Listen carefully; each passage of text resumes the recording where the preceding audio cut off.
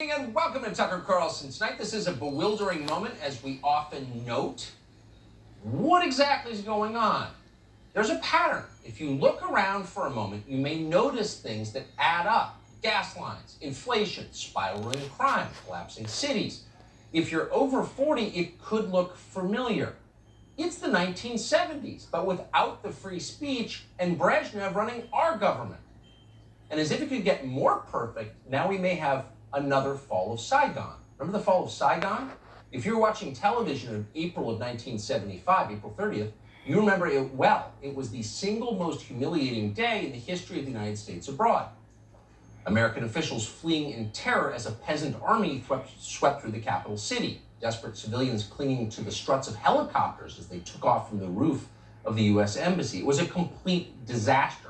It was total ignominious defeat. We'd spent more than a decade in Vietnam, and in the end, we lost. So no matter how you felt about that war, it was painful to see it happen, and nobody wants to see it again. Last month, Joe Biden promised we never will see it again. Watch. Some Vietnamese veterans see echoes of their experience in this withdrawal in Afghanistan. Do you see any parallels between this withdrawal and what happened in Vietnam, with some people feeling... None whatsoever. Zero. What you had entire brigades breaking through the gates of our embassy. 6, if I'm not mistaken. The Taliban is not the North Vietnamese army. They're not remotely comparable in terms of capability. There's going to be no circumstance for you to see people being lifted off the roof of a embassy of the United States from Afghanistan. It is not at all comparable. Yeah, it's not comparable. The difference, Joe Biden told us, is that in Afghanistan, we can rely on the Afghan security forces to keep the savages at bay. These are crack troops. They've gotten billions in U.S. tax dollars over 20 years. And by the way, they were trained by Mark Milley. He's now the chairman of the Joint Chiefs of Staff. So we're good. Don't worry. Last month, Mark Milley himself lent his personal stamp of approval to the Afghan security forces. Watch. The Afghan security forces have the capacity to sufficiently fight and defend their country. And we will continue to support the Afghan security forces where necessary, in accordance with the guidance from the President and the Secretary of Defense. The future of Afghanistan is squarely in the hands of the Afghan people.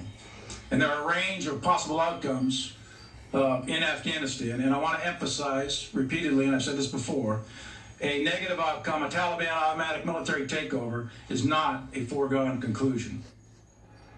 It's not a foregone conclusion. Actually, at this point, a military takeover by the Taliban is starting to look like a foregone conclusion. Taliban fighters now have control over a majority of the country, including the second largest city tonight, Kandahar. The government, meanwhile, controls just about 15% of the districts in Afghanistan. The Taliban have now isolated the capital, Kabul. At this point, they are 30 miles away. Analysts say Kabul could fall within days. Right now, thousands of American troops are on their way there to evacuate the U.S. Embassy. Our helicopters flew into the city just this afternoon. They're not on the roof yet, but it's early. The funny thing is, Mark Milley didn't seem to see any of this coming. His real expertise, as he explained recently to Congress, is something called white rage. The Taliban, by contrast, are slightly tanner, so they didn't seem as dangerous as, say, the January 6th protesters. None of the Taliban voted for Donald Trump, so Mark Milley naturally underestimated them. But others saw very clearly what was coming. 3 years ago, the Inspector General for Afghan Reconstruction found that the Afghan government controlled or had influence over just half the country. That's it. In other words, Afghanistan has been unstable for a very long time, always, actually. And yet the Pentagon repeatedly told us otherwise. We're on the right track now, said Jim Mattis in 2010. 4 years later, another general, quote, the Afghan National Security Forces are winning. So based on those confident assessments, officials in Washington spent more than $130 billion on nation building there. For some perspective, that's more than we spent on the entire Marshall Plan in Europe after the world was destroyed in 1945. So you got to ask yourself, where did all that money go?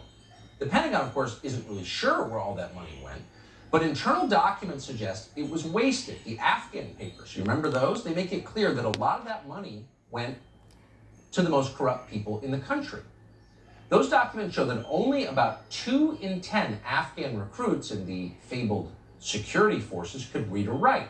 That meant, among other things, they could not reliably follow orders. And apparently they haven't been. For years, meanwhile, Afghan commanders have routinely pocketed taxpayer money from the United States with so-called ghost soldiers. Those are troops who appeared on the payroll but didn't actually exist. One recent assessment found that between 50 and 70% of police positions in some Afghan provinces weren't really alive. They weren't people. They existed only on paper. Did Mark Milley know this? The troops who did exist sometimes used their weapons to commit crimes and shoot American troops or officials.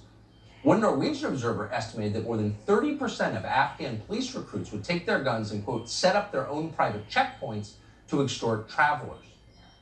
Between 2007 and 2013, insider attacks from Afghan forces killed or injured hundreds of coalition troops. These were signs of a major problem. Other soldiers, again with money that we sent them, began to sexually abuse children. According to a piece in the New York Times, quote, rampant sexual abuse of children has long been a problem in Afghanistan, particularly among armed commanders who dominate much of the rural landscape and can bully the population. The practice is called bakabazi, literally boy play, and American soldiers and Marines have been instructed not to intervene. In some cases, not even when their Afghan allies have abused boys on military bases. So all of this was going on, sex abuse on our American military bases, but the Pentagon maintained publicly that everything was going just according to plan. So you can see why this comes as quite a surprise to those of us who took those assurances at face value. In fact, it was just a couple days ago, in fact, it was 2 days ago on Wednesday, that the top flack at the Pentagon, the increasingly ridiculous John Kirby, insisted that the US military has turned Afghanistan into a kind of progressive utopia. It's Santa Monica in the mountains. I've been watching this from a very early period, right after the president gave us the order to draw down. We certainly have been watching what the Taliban is doing. We have noted, and we have noted with great concern, the speed with which they have been moving and the lack of resistance that they have faced. And we have been nothing but honest about that. And I think I'll leave it there. So today, John Kirby called on the people of Afghanistan to rise up and fight for the social justice that we have brought them, the women's rights victories the Afghan government has secured. Right. Meanwhile, the actual country, quite apart from our social engineering projects, is collapsing at high speed. You're seeing pictures on your screen right now from Kunduz Air Base. The Taliban now controls it. So that's tens of millions of dollars, maybe hundreds of millions worth of mine-resistant vehicles, Humvees, drones that the Pentagon left behind in Afghanistan, and all of it now belongs to the Taliban. Yet somehow the Biden administration is still pretending maybe they have no choice, that they're in charge. The U.S. Embassy in Kabul just sent out this tweet, quote, "We're hearing additional reports of Taliban executions of surrendering Afghan troops, deeply disturbing and could constitute war crimes." War crimes. Hilarious. So when will the tribunals start? Who's going to run the tribunals? We may need to invade Afghanistan again. But instead, here's another idea. Let's figure out how this happened. How did we spend 20 years, trillions of dollars, thousands of American lives to end up with absolutely nothing but more humiliation? Pashtun tribesmen shooting at us with our guns as we run away. That is the definition of disaster. So rather than just complain about it, let's hold somebody accountable for it, for once. Half the Biden State Department had a hand in our failed Afghanistan policy, yet they're still employed there. Why is that? The Pentagon was supposed to build a functional national army in Afghanistan to protect the government, which we installed, but they didn't do that. So people didn't do their jobs and then lied about not doing their jobs, but they're still wearing the uniform of our country? Why is that? Good question. So for the first time in a long time, maybe we could hold our own leaders to account for the calamities they have caused. That's not simply a matter of justice, though it definitely is that. It is the only way to prevent disasters like this from happening again. Eric Prince knows a lot more about Afghanistan than a lot of the people in charge of our Afghanistan policy. He's a former Navy SEAL. He's the founder of Blackwater, and we're happy to have him join us now. Eric Prince, thanks so much for coming on. Thanks, Tucker. Before I ask you what we should do, I just cannot resist asking you, why is it that for almost 20 years, not just under Biden, but under previous administrations, the State Department and the Pentagon felt the need to use American power for some kind of social experiment to rearrange the traditional society in Afghanistan? How is that in our national interest? Why would we do that? it's the same collection of national security elites in Washington that have failed for that entire 20 years. They took what was a brilliant victory by special operations in the CIA in the first 6 months after 9/11 and turned it into a massive failed nation building exercise. And it's largely been like a Star Trek cosplay convention where they just sit and talk to each other and delude themselves into thinking they're making progress. And it's been the same nonsense, and they refuse to think about any other ways to solve this problem. And they took Afghanistan was never really a country, and they ignored that and tried to make this central government nirvana based in Kabul, ignoring any kind of central or local governance based on whatever their social experiment is. And the U.S. military replicated itself. I mean, the U.S. military, the most expensive military in the world, replicated itself in Afghanistan with a lot of expensive capability, and we've been beaten by weapons that were designed in the 1940s, carried by largely illiterate goat herders. Right. It is if there is any shame in Washington, there should be a lot of people resigning, and if not, they should be fired. This is a But they're going to get away with it. fail. I'm sorry to say this. I mean, it must frustrate you more than anyone since you spent a lot of your life there and thinking about Afghanistan. No people have died there, but they're going to get away with it. The people who did this, who made these decisions, lied about it on TV, they're going to move on to the next country. The really disgusting thing is that the people that made those decisions in the comfort of their Beltway offices don't have to live with the lost limbs, lives, Right. marriages, the real damage. And on top of that, I mean, you know, just today in Bagram, what used to be the U.S.'s biggest base, the prison was opened and all the Al-Qaeda and ISIS prisoners were released. So the ones that were released from Guantanamo, brought to Afghanistan, are now free and open on the range again. Okay? Unleashing terror, they will unleash terrorism. And we will live with these consequences for years to come. When the U.S. totally failed in Vietnam, there was 30 million people died in Southeast Asia as a secondary effect of that. Trust me, this problem will spread to the region. The Taliban never disavowed Al-Qaeda. The cosplay diplomacy that's been going on in the United States, thinking they were going to make a deal with the Taliban. Look, whether it's the Trump administration, the Biden administration, the Obama administration, the same knuckleheads giving really bad advice at the national security level have gotten away with the same failed approach.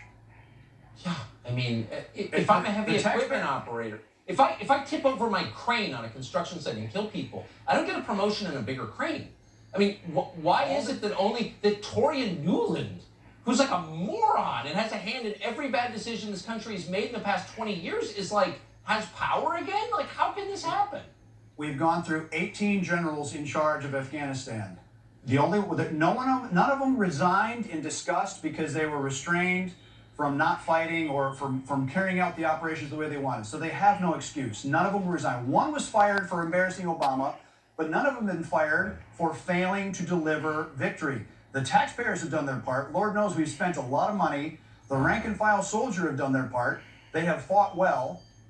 But when you have failed leadership and allowed lawyers to become what Zampolits were, the political officers in the Soviet Union, fighting with half measures, it makes it all a waste. And so I am truly sad for the veterans that see this go. We have lost 60,000 veterans to suicide in the global war on terror. That's more than we lost in Vietnam from despair, from seeing it done poorly. Why do I sacrifice myself? Why do I hang it out there with my buddies every day to see it pissed away by half-baked politicians in Washington? It's disgusting. I almost didn't want to do a segment because it was so sad, and it was even sadder than I thought it was going to be. But it's also true, and it's necessary. And I appreciate your coming on tonight. Erik Prince, thank you. Thanks, Tucker.